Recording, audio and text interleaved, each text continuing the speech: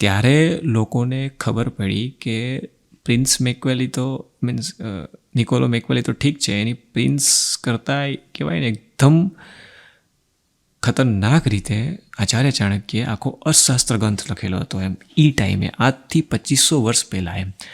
ત્યારે મીન્સ દુનિયાને, જ્યારે ભારતને આખી દુનિયા એવું માનતી હતી કે ભાઈ આ તો ગ્રંથ છે ને લોકોને મદારીનો દેશ છે ને એને શું આવડતું, એટલે કોઈની કલ્પના પણ નથી કે આજથી 2300 વર્ષ પહેલાં ભારતમાં આટલું સુનિયોજિત શાસન ચાલતું હતું. એક એવો વ્યક્તિ પેદા થયેલો કે જેણે અર્થશાસ્ત્ર નામક ગ્રંથ લખેલો હતો કે જેને આવનારી પેઢી સુધી એ અર્થશાસ્ત્રના ગ્રંથના પ્રમાણના લીધે બધા સ્ટેટ ગવર્ન થયા. તો મીન્સ જ્યારે એણે જોયું અને દુનિયાએ જોયું કે ભાઈ આચાર્ય ચાણક્યએ આવો ગ્રંથ લખેલો, ને એ ગ્રંથમાં કહેવાય ને બધું જ લખેલું હતું એમ કે ભાઈ કઈ રીતે રાજાએ ચલાવવાનું, દંડ નીતિ શું હોવી જોઈએ, કુટિલ નીતિ શું હોવી જોઈએ એમ. ત્યારે આખી દુનિયાને ખબર પડી કે ભાઈ આટલો જોરદાર ગ્રંથ. તો ત્યારે એમ ખબર પડી કે ભાઈ આચાર્ય ચાણક્ય આવી હસ્તી હતા એમ. તો કહેવાય ને કે ક્યારેક ક્યારેક આપણને ખબર પડે કે જ્યાં સુધી આપણી પાસે એના પ્રૂફ ન હોય ત્યાં સુધી આપણે એ વસ્તુને એવી માનતા હોઈએ કે ભાઈ હશે, ચલો ને. આખી દુનિયાને એમ જ હતું કે હશે કોઈ નાનો એવો ગ્રંથ. હા, ગ્રંથ હતો એ બધાને ખબર હતી, કેમ કે બીજા ટ્રાવેલર્સના રેફરન્સથી વસ્તુ આપણને જાણવા મળતી હતી. પણ એકચ્યુઅલીમાં આટલું જોરદાર હશે, અને એ પણ એક વ્યક્તિ આજથી 2500 વર્ષ પહેલાં આવું લખી શકે, અને એ પણ ભારતમાં, કે જે ભારતને બ્રિટિશરોએ એવું કીધું હતું કે આ તો મદારીઓનો દેશ છે, ના તો નાગનો અને સપેરાઓનો દેશ છે. એ દેશમાં આવી રીતે આટલું કોઈ લખી શકે? આચાર્ય ચાણક્ય, કે જેની ચાણક્ય નીતિ પણ એટલી ફેમસ, બરાબર. એ વ્યક્તિએ આખું અર્થશાસ્ત્ર લખ્યું, અને એ અર્થશાસ્ત્રના લીધે બધા જ અલગ અલગ દેશ, મીન્સ જેટલા જનપદ હતા એ બધા ધીમે ધીમે ગવર્ન થયા. એકચ્યુઅલી ડિટેલમાં બધું લખેલું હતું એમ એ ટાઈમે.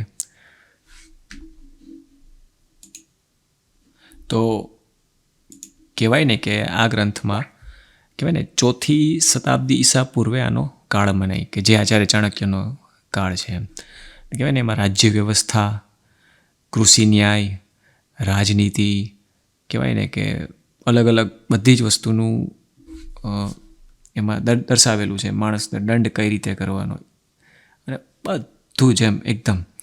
તો ત્યારે લોકોને ખબર પડી કે ભાઈ આટલું, અને કહેવાય ને ટોટલ એમાં 15 અધ્યાય છે અલગ અલગ, અને 15 અધ્યાયમાં 150 સબ અધ્યાય છે, 150 ઉપવિભાગ છે, અને ટોટલ 6000 શ્લોક છે એમ. ત્યારે પછી ઘણા એવા પણ ડિસ્પ્યુટ થતા કે આ ખરેખર આચાર્ય ચાણક્ય જ છે કે, કેમ કે એમાં કૌટિલ્ય પણ નામ વાપરેલું છે. તો ધીમે ધીમે એમાં કહેવાનો મિનિંગ એ છે કે ભાઈ આટલી બધી જોરદાર વસ્તુ હોવા છતાં એમ ભારતને અત્યાર સુધી એવી રીતે જ માનવામાં આવતું હતું કે ભાઈ આમ છે તેમ છે. જોવા જઈએ તો દુનિયાનું સૌથી મોટું રાજ્ય, અને સૌથી મોટું શાસન સમ્રાટ અશોકે કરેલું, પણ એ મૌર્યન એમ્પાયર હતું. પણ એ મૌર્યન એમ્પાયર ઊભું કરનાર કહેવાય કે એક વ્યક્તિ એમ, કે જેના માર્ગદર્શનથી આખું મૌર્યન એમ્પાયર ઊભું થયું હતું.